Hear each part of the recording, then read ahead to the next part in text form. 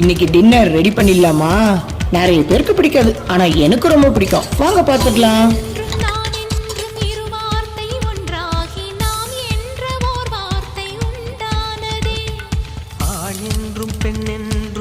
வார்த்தை ஒன்றாகி ஆள் என்ற ஓர் வார்த்தை உண்டானதே. காதல் என்ற மந்திரத்தின் மாயம் என்ன? கல்லும் முள்ளும் இப்போது பூவானதே. வானவில்லின் துண்டொன்று மண்ணில் வந்து யாருக்கும் சொல்லாமல் பெண்ணானதே. தென்மேற்கு